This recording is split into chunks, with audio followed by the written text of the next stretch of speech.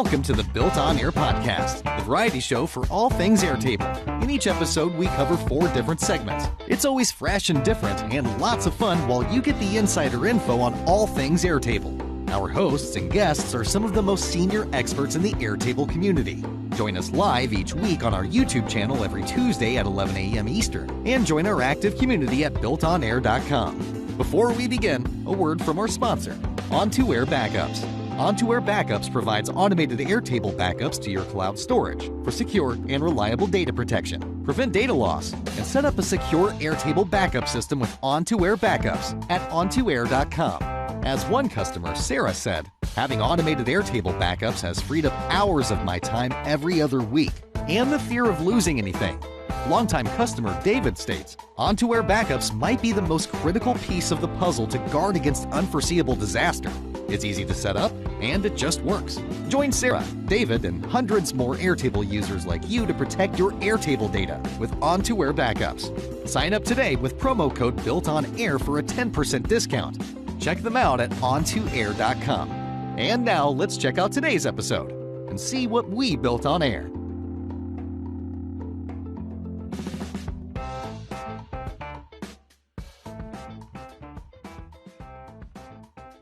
Michael. Welcome to the Built on Air podcast. We are in episode 2 of season 22. Lots of 2s today. Good to be with you. Got Alli with us and Scott Rose. Welcome back, Scott. Thank you so much. I'm excited to be back. Good to have Scott on. He's a regular with us. Always good to have you. Camille is out today, so happy tax day to everybody in the U.S. That's right. I was up late. Distract you from taxes is an hour of Built on Air podcast. Well, let's get started. I'll walk us through what we're going to be talking about. We'll start with our Around the Bases, get you up to date on all the news and updates going on. Then a shout out to our sponsor, On2Air Backups, and how you can get started there. And then Scott's going to walk us through a workflow using Fillout for eSigning, PDF creation, and approval process. And then Alli is going to walk us through the new email webhook trigger functionality and automations. And then we'll talk about how you can join our community if you're not already a part of it. And then finally, I'll talk with, we found a bug, scripting time undefined. We're going to do some scripting time. I'm going to walk through the schema usage, answer a community question as well on there. And then we'll wrap up. Okay, so first with our Around the Bases, I'll first talk about last week. There was a big event in New York that Airtable put on, and Kevin Dunn, who is one of the leaders of the community, presented at it. I had a chat with him and many others. It was great to connect with all the community members and Airtable users. Howie was there, presented a lot of talk on future of AI, how Airtable fits in the AI world. A lot of cool use cases and everything. So that was great to meet many of you that I hadn't met before and many that I had. So yeah, it was a fun event. As always, trying to think announcements they made. They did talk about new academy things coming, new AI functionality, the one that we'll talk about next, the new feature. So yeah, let's move on. The big one that they announced, I think it was that day, was the Airtable Assistant went live. So that's the new sidebar that you see, AI chat, and you can do some things with it. There's one, I think, Alli, you brought up the one that I'm like, why can't they create records?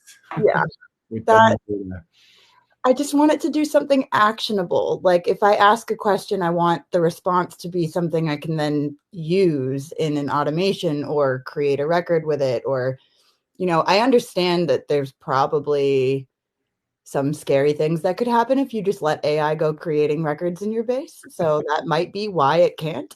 But yeah, I mean, I'd love to, if it could give me a response and then I'm like, yeah, I like that. Go do it. Then that would be great. Yeah. I mean, it does, with automations and creating tables, you can get that functionality, and then it'll build it.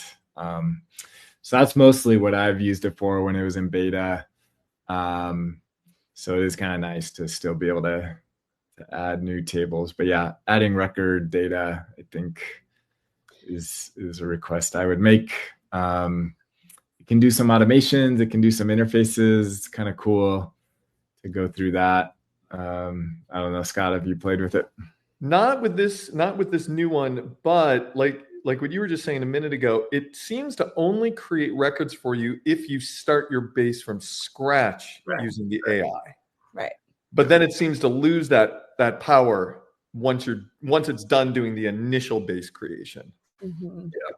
Yeah, it's frustrating. It's like I'd love to be able to, like, you know, if I'm saying summarize like what action items I should do based on this data, and if it gives me that list, I would love to be like, okay, add that to my to-do list. Like go create the tasks. Yeah. So maybe that's something coming, hopefully. Mm-hmm. Yeah, I would think if it gave you the prompt and said, here's the data, do you want to create it? Yeah. Should be okay. Yeah. I got to feel that that's coming down the line, hopefully. Yeah. So that was their big announcement, Airtable Assistant. And this, let's see. So this is on Team, Business, and Enterprise. And it does not require, like, it doesn't utilize your credits. Is that correct? Your AI credits? Do you have to have AI turned on? I think you do, but I am not clear on, like, as per usual, I'm not clear on the credit usage. Yeah. Not sure. Averaging and be available to all eligible. Maybe, it's under the AI, so you might need to have AI. Yeah, it's limited while it's in beta. Maybe, well, now I guess it is still in beta. Yeah. Yay, Camille. All right, there's Camille. Maybe she'll join us. Oh, no, she's still at didn't even know she had surgery. Congratulations, Camille. Yep. Very glad to hear it. All right. So let us know how you're using the Airtable Assistant, what you think. And there is still, like, you can access it inside of an interface. There's an Ask AI, and it does have some limitations of, like, it knows what your role is. And so if you're not a creator, then I don't think it gives you the option to create, new things that you don't have permission to do. And I think I haven't tested this, but I wonder even if inside of interfaces, can you still, like, create tables and stuff, or does it limit that to just asking questions? I saw a video demo of somebody being like, in that, I think it's actually the image that came with this What's New post. Like, there's an animated version of it where it's like, great, now can you add this? And it's adding it to an interface, like, in real time. But marketing materials aren't always indicative of what you can actually do. But anyways, moving on. So the other thing that came out to mixed reviews, they changed how you can insert the add field menu. Thoughts on this? They actually have refined it since, so it's a little bit better now. Okay. What did they change? Well, what they originally changed was that when you go to create a new field, I think, Alli, you were the first one who pointed this out in the Slack community. It no longer prompts you for the name of the field first. You actually have to choose the field type first, and then you have to go back and type in the name. So that was a big disorientation for everybody who's been used to creating fields one way. But the thing that made it more difficult was that you couldn't use your keyboard anymore to jump around. You actually had to stop what you were doing, use your mouse, click on the field type. Then with your mouse, you had to go back up and click on the field name. So you had to continually use your mouse for every single part of the process. They've made it easier now over the last couple of days, where you still have to choose the field type first, but now you can use your keyboard to select the field type. And then as soon as you select the field type, your cursor will bounce up to the field name and you can type in the field name there.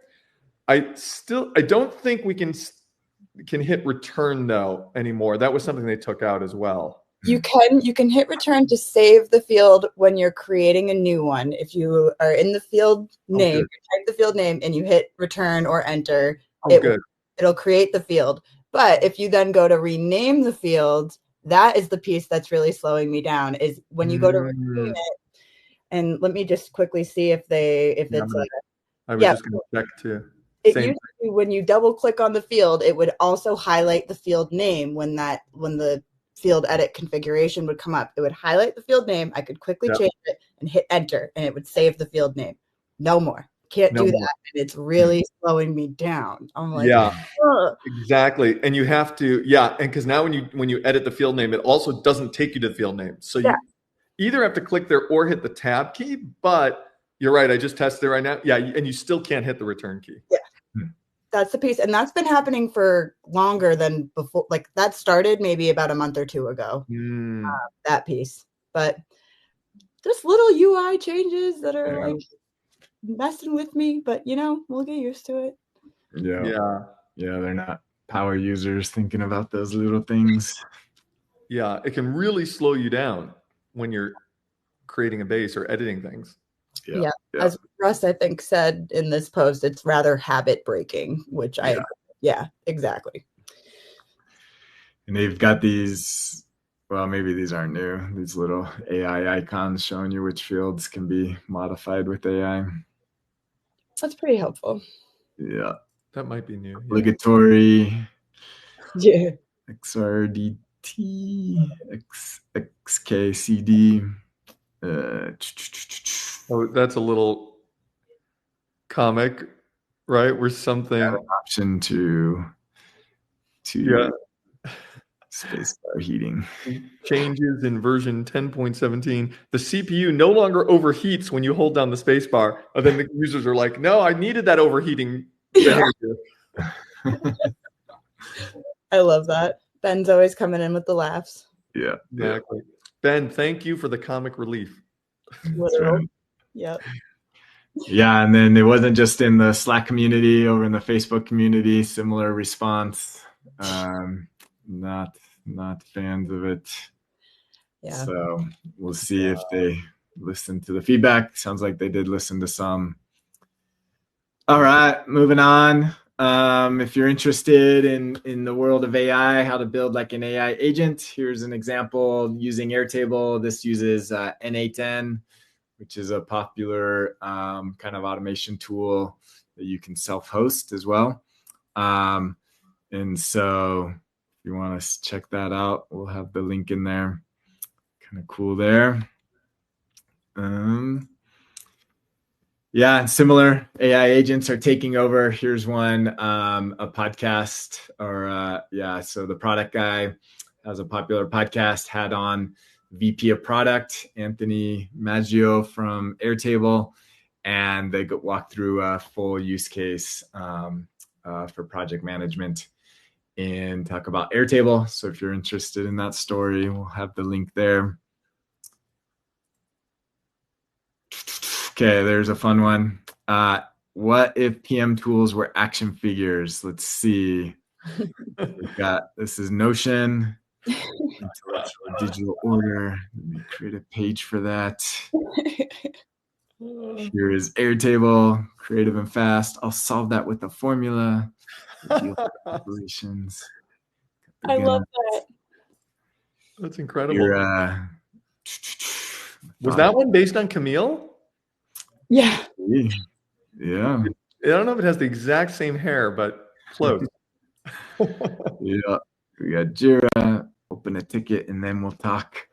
And Asana, patient and focus. Let's break this down into tasks. Right. What else we got? Monday.com. That is hilarious. Nice. Airtable one looks like a superhero straight up. The others. Yep. That's pretty cool. That's a real superhero outfit there. And look at that gun. There's a little Airtable done there too. Yeah. Very I love it. All right, Scott, here's one from Table Forums. Attachment storage limit. I liked your write-up here. Walk us through what you're doing in this. Oh, thank you. There, several of my clients have asked this recently, and I also saw 1 or 2 posts in the Airtable community forum about this, where people have reached their attachment storage limit, and they didn't know what to do once they reached the storage limit, and how to handle that. And there's a bunch of different ways you could handle it. You could potentially create like another base where you archive your attachments when you've gone over the limit. But one of the things that I have done with a few of my clients is I've automated the process of the attachments that are older, that they don't really need to see anymore, will get automatically archived to a cloud storage space like Google Drive, for example. And excuse me. And once you actually, and so I typically use make.com for these sorts of automations. So using make on a schedule, every day it'll go into their database, and any records that are like over 1 year old, it will take the attachments from Airtable, it will upload them to Google Drive, and then it will get a link. It'll get a share link to those actual images, and it'll clear the attachments out of Airtable, but in a URL field, it will put the links to it'll put the link to the attachment. Now, if you have more than one link, you would want to then do a link table, with your URLs where it's linked back to the main record, because you can only have one, URL per URL field effectively. And so then basically what you're doing in essence is you're taking your attachments from Airtable and you're turning them into links in Airtable. Now, once you actually have those links in Airtable, then you could do a whole bunch of cool things with them. Because if you are working out at the data layer, you can use some of Airtable's extensions to actually preview those images right in Airtable in your extensions panel. So you can use either the embed extension or the URL preview extension. And which one you use depends on which link you use from Google Drive. You might have a link that leads you directly to the image itself. Then you have to use one of those extensions. I think it's the embed extension. But if you're using the link to the Google Drive page, because there's also a Google Drive page that shows you the image within it, then you would use the other extension, which I believe is the URL preview extension. So that's all from the data layer. If you're at the interface layer in Airtable, you can use the brand new feature that you guys chatted about a few weeks ago, which is that URL fields can now be displayed as previews of those images in your interfaces. It's a little bit hidden. You can't get to that option unless you make your URL a view only field on your interface, not an editable field on your interface. Oh, actually, I don't think you guys have chatted about that yet. I think that was in one of our Zoom calls. Yeah. Oh, right. Yeah. So that we actually haven't talked about that on the podcast. So that is a new feature on the interfaces. If you put a URL field on your interface and you make it view only, then you have the option to display that URL field as an image preview.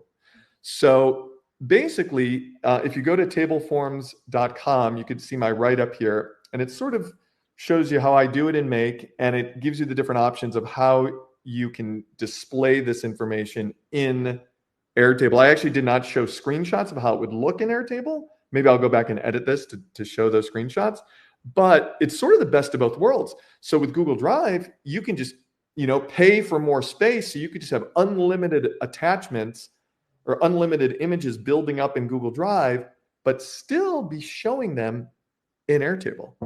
Mm-hmm. Very cool. Yeah, great write-up here. Lots of information. So very useful use case. Check that out, as well as other items on Table Forums. Scott spends a lot of time there. and good community there. All right, here's an interesting one. He also posted this in the Airtable in the BuiltOnAir forums. Got some love here, Scott from Alicia. That's awesome. Thanks for sharing. Thanks, Alicia. Okay, so on this one, so this is a developer, and he pulled all of his code from a Git repository into Airtable, and then was able to like set up views and things like that, and then used Airtable AI to analyze the code, which I thought was interesting. Maybe a little overkill. There might be other ways to do this, but definitely interesting approach. And he was able to get some good insight into his code base by doing that. So that's an interesting one.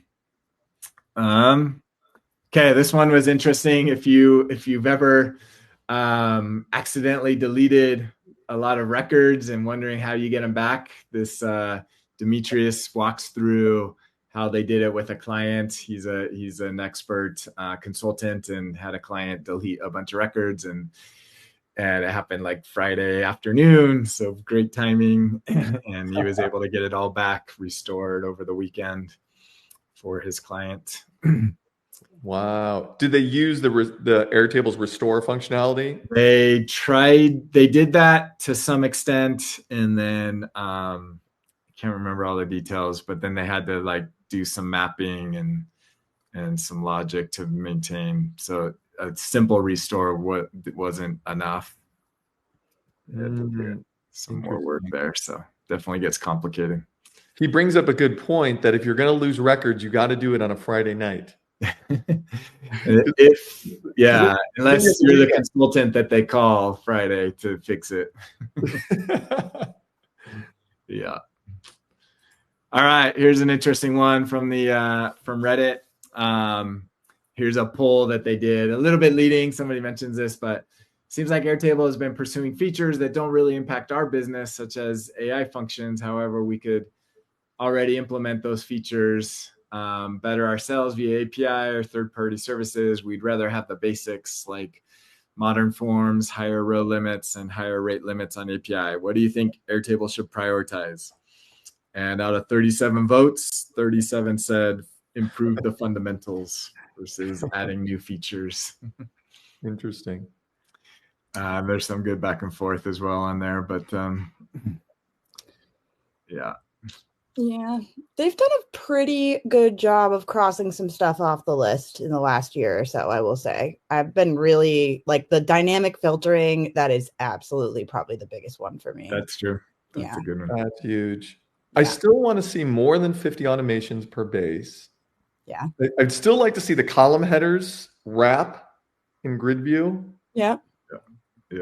Yeah, there's a few record limits. Yeah. That's the biggest thing always, I think. Yeah. It's the biggest roadblocker for many enterprise clients, I would say. Yeah. All right. Last one. If you're looking for a three-way junction table, here's a script. There's a I think there is one in the script library to do this, but here's an improved one that Charles Peake built using AI. And so if you're looking for a nice script, there's one there that helps you to do that, but use at your own risk with free code like that. And Camille also has that extension, right? The junction assistant. What's that one? Was it Camille or Kavan that had that? I think Camille. Camille had that extension. Yeah, that's right. She did. Yeah, so there's another one you could use. Okay, that concludes our Around the Bases. If you are running your business on Airtable, it's best practice to have your data saved and stored outside of Airtable. That's where OnToWare Backups comes in.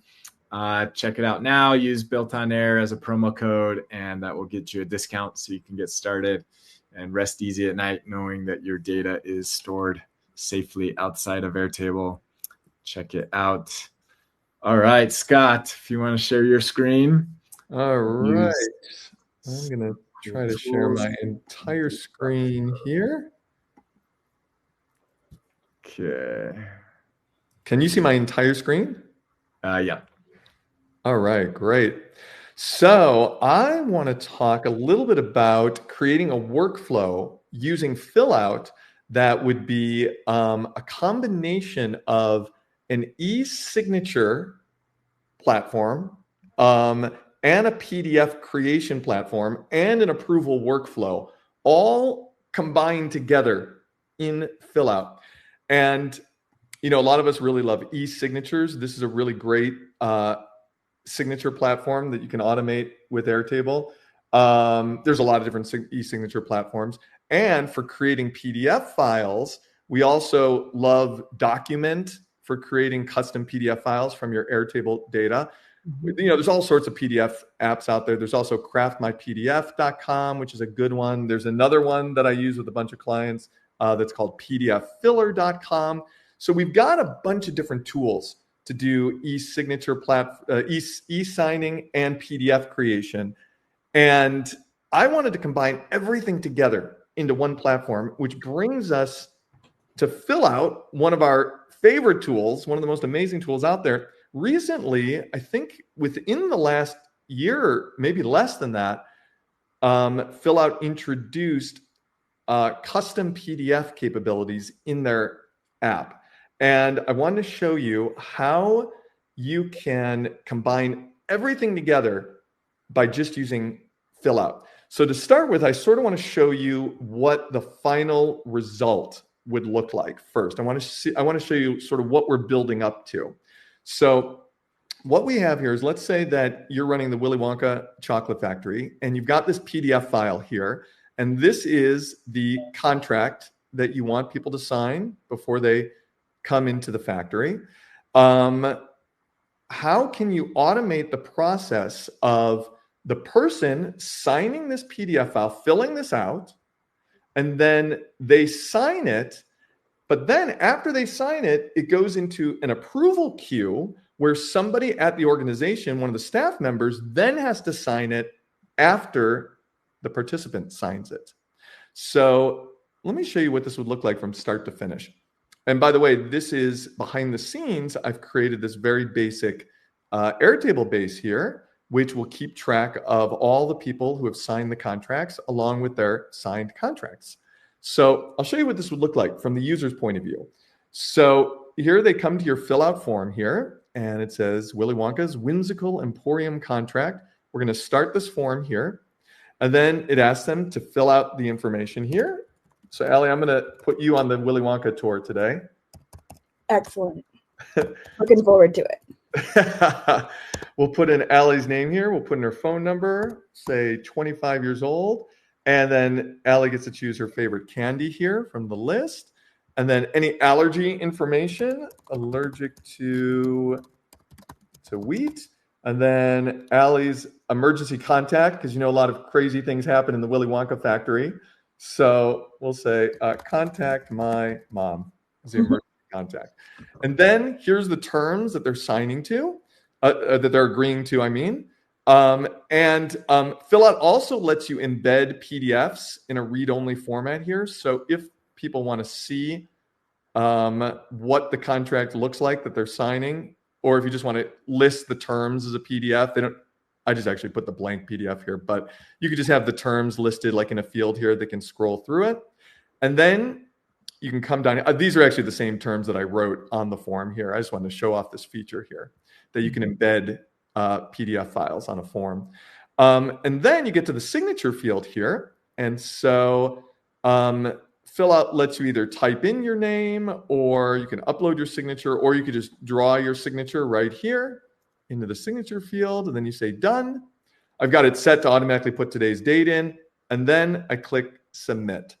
So that was from Alli's point of view, the person who's entering the factory and needs to sign the contract. And then if Alli wants to download the PDF with her signature on it, she can click on this link here and it will download her version of the PDF. So I'm going to go here and just open it up. And you can see it's got all of Alli's information filled in on the form. And then it's got Alli's signature here with the date. And the staff member has not yet signed the contract yet. So I'm going to close out of this. And so what would happen behind the scenes, after Alli submits the form, you come here into Airtable, and here you can see we've got our first record created. Here's all of Alli's information that she filled out. We've got her signature right here in an attachment field. And I don't know why it's not, it was weird. That wasn't showing me the white background. But you can see it. You can see it here actually. And Fillout automatically put the partially signed contract here. So this is what Alli just saw when she downloaded the PDF. We've got the partially signed contract so far. And then you can set up an automation in Airtable or a Slack notification, an email notification or a Slack notification, whatever you want. You set up an automation to alert the staff member that they have a partially signed contract, and now it's time for them to approve the contract. So in your automation, if let's say you're sending them an email, you would send them the link where they can go and update this record by including their signature. And then we're going to get the fully signed contract here. So the staff member now who works at the Willy Wonka factory would click on this link right here. That would take them back into Fillout. And this takes them to a separate form. This is what Fillout calls an update form. So in Fillout, you actually have two choices of forms. You can have a new record form, which will create a brand new record in your Airtable base. And then you can also create an update form, which updates an already existing record that's in your Airtable base. So when the staff member comes in, they're taken to the second form, and it gives them a brief summary of what has already been typed in by the person. And it also shows them the participant's signature here. I actually had to put this on the form in order for it to show up again on the final PDF. So that's why that's here. Normally, you probably wouldn't care about seeing the participant's signature, but maybe just to make sure they actually signed it. So, although you can make that a required field, so it would always be signed no matter what. And now the staff member will click here, and then the staff member will either type in their name or sign it. So Willy Wonka is going to sign this one.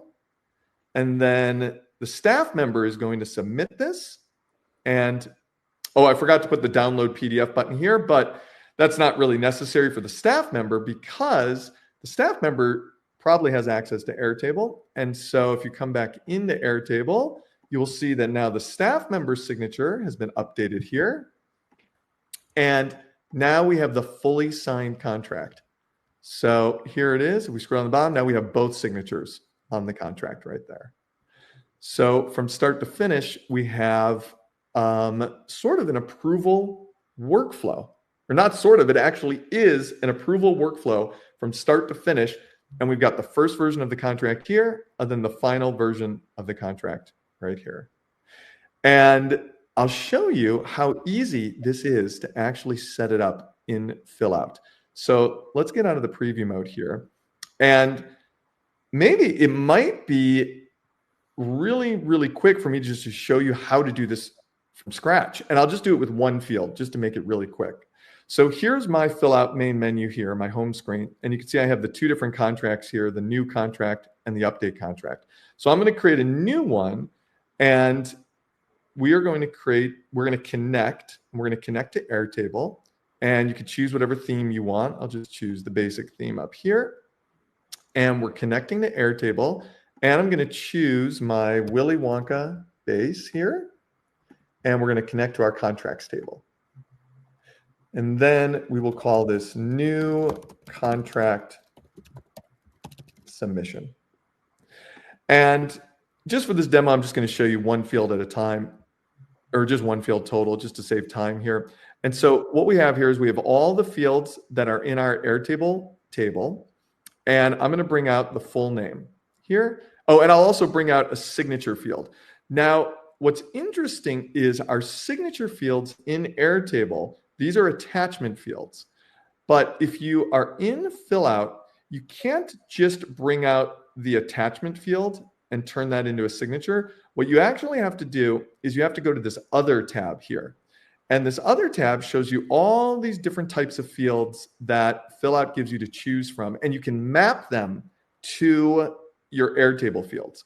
So they give us a special field here called the signature. I'm going to bring this over.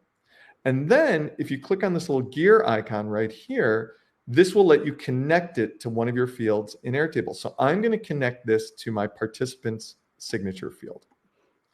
And that's it. So we have a very simple form here. And when I submit this, this will create a brand new record in Airtable. But what we want, let me get out of this. But what we want is we want our PDF to be filled out with this information. So the way that you do that is you go to your Integrate tab up here. And one of the very cool things about Fillout is that you can have one form that actually, once the submit button is pressed, it will communicate with as many different apps as you want. Like when somebody hits submit, it doesn't just need to go to Airtable. It can actually go to Google Sheets. It can go to HubSpot. It can go to all these different things. And one thing that Fillout has added here is you can generate a PDF. So I'm going to click on this. This is the new thing that they added within the last year. And I'm going to bring in my blank Willy Wonka contract here. I'm just going to drag and drop that in there. And then it displays the PDF for you. So we know that we only have the full name and the signatures. So the way that you do this is you click on the Add Field button right here. And it gives you this little yellow box. And I'm going to bring this right over here because I want the full name to appear here. And you can change the font size. You can move it around wherever you want. You can change the color of it. And what I'm going to do is I'm going to connect this to one of the fields on my form. So I'm going to connect this to the full name that was on my form. And then here's a demo field here. I'm just going to delete that. We don't need that. And then I'm going to go to page 2. And here is our signature field here. So what I'm going to do is they already put a field there for us. And I'm going to make that a little bit taller. And I'm going to connect that to the signature field that was on the form, the Fillout form. So this connects to the Fillout form. Then that Fillout form, we connected that earlier to the participant's signature in Airtable. So this connects to Fillout, and then Fillout connects to the signature field in Airtable. And then here, we don't have a date field on this form, so I'm just going to delete this. And that's it. So I'm going to save that form right there. And then the one final thing that you need to do is you have to go in here to your Airtable connection, and you have to edit it. Because we want that partially filled out form to show up in the attachment field in Airtable that we set up for the partially signed contract. So when you go into edit, when you edit your Airtable connection in Fillout, it gives you a chance to map all your fields from Fillout into Airtable. Now, we already did that on the form. So it already knows that full name should go into this field and the signature should go into this field. But we want to get the whole PDF to get into Airtable as well. So what you do is you add a new mapping here, and you come down here and you choose what attachment field you want. So I want the partially signed contract field from Airtable. And where do I want it to pull from? Well, once you create a PDF file in Fillout, it'll actually show up down here underneath Documents. And here's the PDF file that we just uploaded and that we just marked up. So you choose the PDF file, and it'll go into partially signed contract. So now I'm going to update my Airtable connection, and I'm going to go back to my form here. And now let's preview that and see how that works. So I am going to type in Dan's name here. And Dan, we're going to type in your signature here. I'm going to say done. And now I'm going to submit that. Oh, and I forgot to put the download PDF button again here, but I'll show you how to do that as well. If you want the user to download the PDF, what you do is you go to your ending page of the form. And once you switch to your ending page, Fillout gives you a whole bunch of other types of things that you can add to your form, including the download PDF button. And then this is linked to the PDF contract that we uploaded. So when somebody clicks on this, it'll download their PDF. And now if we go back into Airtable, we will see that our participant signature is here. Here's Dan's name, and here's the partially signed contract. And then it's a very similar process for updating the form as well. So if you go back into Fillout here, you can actually, you know what I'm gonna do? I'm actually gonna change this one to save time. I'm gonna change this. Normally what you do is you would create a brand new form from scratch and then make it an update form. But what I'm gonna do is I'm just gonna take this existing form and change it to an update form. So I'm gonna go in and edit our connection to Airtable. And instead of it being a create new record form, I'm gonna change it to an update record form. Then Fillout gives you this link here that you copy from here and you paste it into a formula field in Airtable, and that will give you the link so you can update that particular record in Fillout. And so now we've got the update form here. I'm going to update this. I'm going to go back into edit mode. So now what happens is now whenever you are editing information here, you're actually updating an existing record in Airtable as opposed to creating a new record. And the way that I like to do this is I don't want people to actually change the information that's already in Airtable. So I like to just put it on the form in a read-only version. And so, and you could see what I'm talking about here. If I click on our previous form at the beginning of this demo, you could see here that this is all read-only information from Airtable. Nobody can change this information. And the way to do that in Fillout is you bring over a paragraph block, or you could bring over a couple of these different ones. Some of these allow you to just type in them. And what you do is you use the @ symbol, and then you go down here and you say that you want to pull in from the updating record. So I want to pull in the full name from the record that we are updating in Airtable. So this field right here, people would be able to change it. So I'm going to delete that. And then this becomes just a read-only field. So I'll say full name there. And then very similarly, I'd go to other here, and I'd bring out a new signature field. Well, I already brought it out here. We have the signature field here. And this time around, I want to connect this to the staff member's signature. And so now, and I'll change this so we know, staff member signature. However, what's interesting is we actually do need the participant signature on the form in order for us to mock up the PDF, to mark up the PDF, I mean.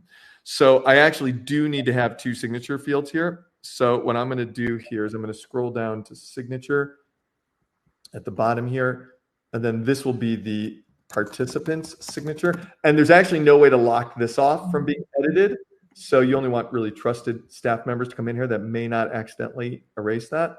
And so now this will be the participant signature. So this signature is linked to staff member, and this one is linked to participants. And then back at you can also get to your PDF from here as well. So I'm going to go back into the PDF now. And now the full name, we actually need to change the fields now, because this was looking for the full name field that people were typing into, but we're not doing that anymore. So what we want to do is we want to bring in the full name field that's coming from Airtable, from the updating record. So I want to pull the full name from the record that we're updating. And then on page 2, we want to take the staff member signature, put that one down there. And then we want to add the field for the participant signature from the form. So the reason this is different, this page 2, we're doing differently than that page 1, because when it comes to images, it cannot display, as far as I can tell, it cannot display an attachment field on a PDF form. I'm actually going to email them about them and ask them, maybe that's coming in the future. So it actually has to be converted to a signature field first on the form, and then you could put it here. But you can't go directly from an attachment field in Airtable to a PDF form. So I'm going to add the 2 signatures there, and we're going to save that. And now we're going to see what this looks like. So now we're going to preview it right here, and I'm going to preview the Dan Feller's contract right here. And there's Dan Feller's signature, and his name is read only. And now I'm going to put in the staff member's signature here, Willy Wonka, and I'm going to say done. And then when we submit this, it should go in here. Yep, there it is. It updated the existing record. And in a moment, we will see the fully signed contract. Oh, you know what? I might not have mapped the fully signed contract. So let's go back and check here real quick. We're going to go back to integrate. We're going to edit. And it actually it actually went back into the partially signed contract. It was mapped, but I forgot to map it to the right field because I was reusing that form. So now if we go to partially signed contract, we'll actually see the fully filled out contract. And then here you have both signatures on that form there. And that's it. So a complete e-signing, PDF creation, and approval process workflow all done from Fillout. It's awesome. Well done. Yeah, I love that. Very cool. Good stuff, Scott. Thank you for showing that. Fillout is an amazing tool. It really is, isn't it? Yeah. So good stuff there. Thank you. You're welcome. All right, Alli, let's do some email webhooks. All right. Can you see my screen? Yep. Yes. Excellent. Okay, so this is actually something I just thought of doing yesterday and tried it out and was like, okay, I think I'm gonna do this, like for real. But this is obviously just in a sample base right now. So I have this horrible habit, and I'm sharing my entire screen right now, so you can probably see it, which is I have this terrible habit of opening my emails and minimizing them at the bottom of my screen. And the reason is I hate using the flag feature in my email client. I never ever look at the flagged emails again. If I flag it, it's disappeared forever. It doesn't work for me. So I just need it to be right in front of my face, right? So, but the terrible thing about it is that I had never learned my lesson here.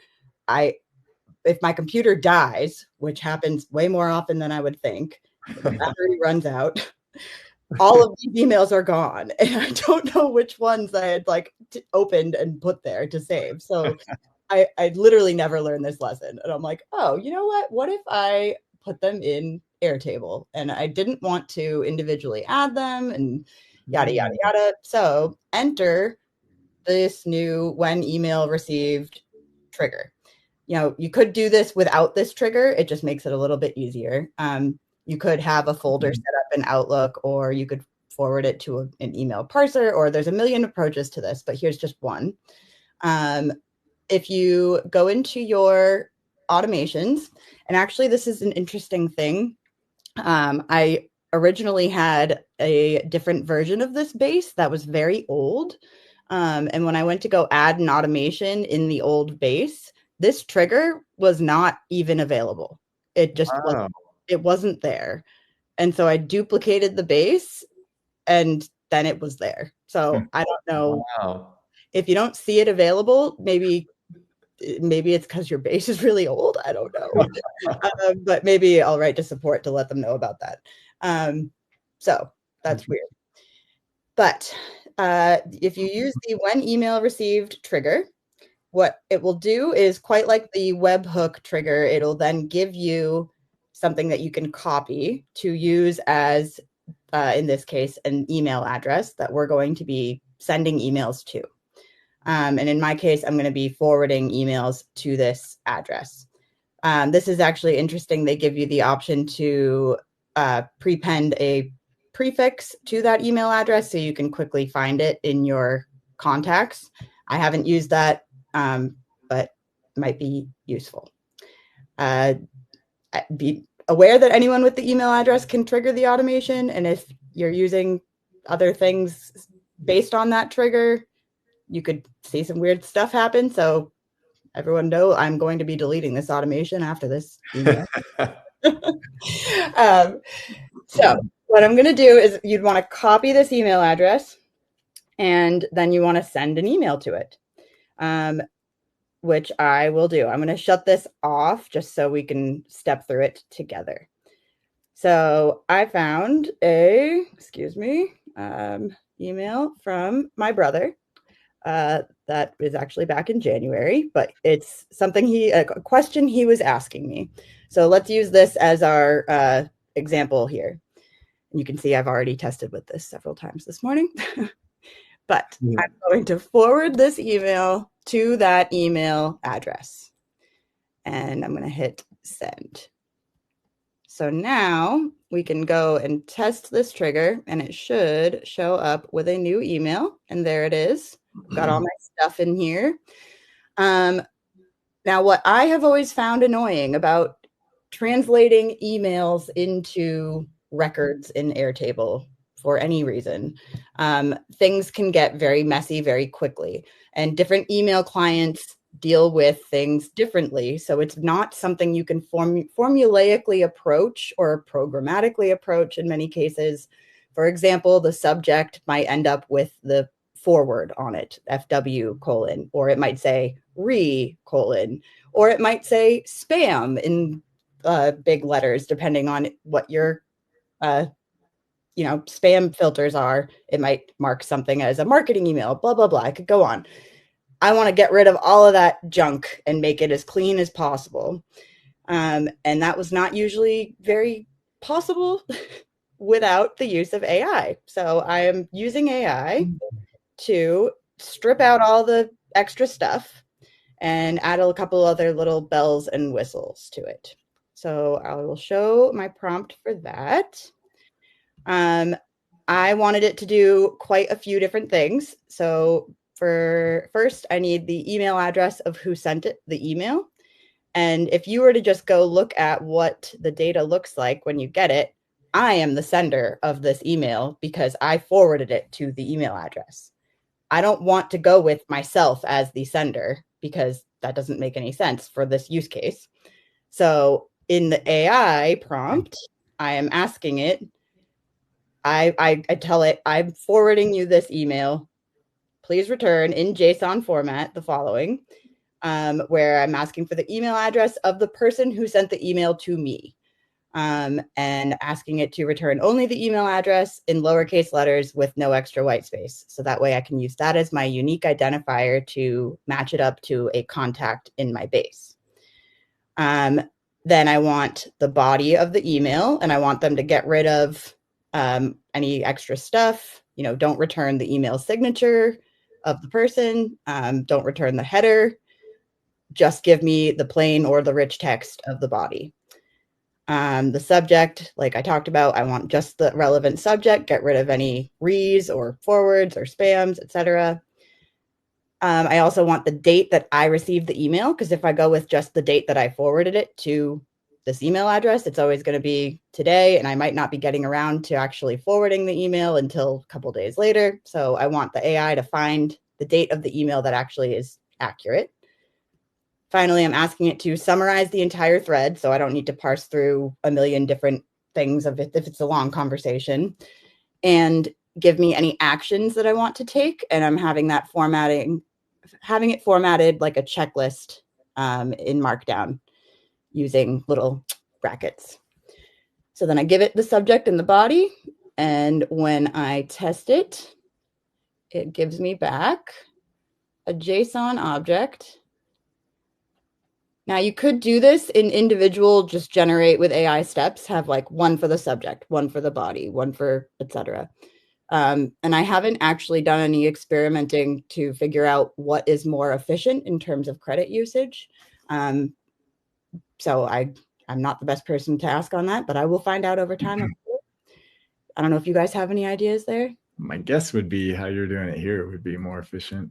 I think so too. That's why I changed it to be this way. But so the issue that you'll run into when you do it this way, if you get everything back in one big response, you're going to need to parse that into individual fields so that you can actually create your record using that data. So that's where the script step comes in handy. So I'm getting my response as one big JSON object like this. I just feed it in my script here as input value on the side. And then I'm just individually setting each of the pieces of that JSON. So I know what it should have in it are these 6 things. And just to be extra safe, I'm putting it in these little ternary operators here saying, if this JSON object has a property called actions, I want to use that. And that happens to be an array, so I'm just joining it with new line characters. Otherwise, I want it to just output an empty string. And if you don't output, the output.set is very strange. If you're basically, you always want it to output something. Otherwise, you'll end up with errors later on downstream in your automation. So I'm outputting just empty string if it doesn't have what I'm looking for. Otherwise, give me what I'm looking for. So that returns all of these little things. And when we test it, it'll give me a bunch of stuff. Then I can find a contact that matches. What I have not done yet is added conditional logic in. I'm going to have this branch eventually to be like, if you don't find the contact, go add it, etc. Right now, I'm just assuming that all of my people exist. And then I can run this as configured, and it'll create a task for me. And we can go look at that task right here. So this is what it looks like. It gave me a summary saying that these things, something's going wrong in this base. Cameron's investigating. This is the body of the email. It gives me the action items, any attachments that were in that email, which is pretty cool. So I'm super excited about the possibilities with that. That is awesome. Yeah. Yeah, I love AI replacing regex. Think of all the shows we've done with regex. Seriously. Forget all of those. Yes. It's so funny you said. I was thinking the exact same thing when Alli was showing us that. Yeah. There's like no more regex in this case. That is very cool, Alli. Thank you. Yeah, I'm super excited. Like, I feel like I could just keep going and adding on to that continually, but I'm going to try and keep it simple. I need to solve one problem at a time. Love it. Some love from Justin. Awesome. Well, that I think I'm going to save my segment for next week. We do have a hard stop here at the hour, so I don't want to run over, but definitely join our community. Amazing people like Scott and Alli and many other thousands. We're approaching 2,000. I just looked the other day. So we're getting lots of new users. And if you have something to share, come join us on the Built on Air podcast. We'd love to have you on and see what you're up to. Also subscribe to our YouTube channel and our newsletter, and be sure to check us out online. And we will see everybody next week. Take care. Great. Thanks. Bye. Go get your taxes done. Good luck.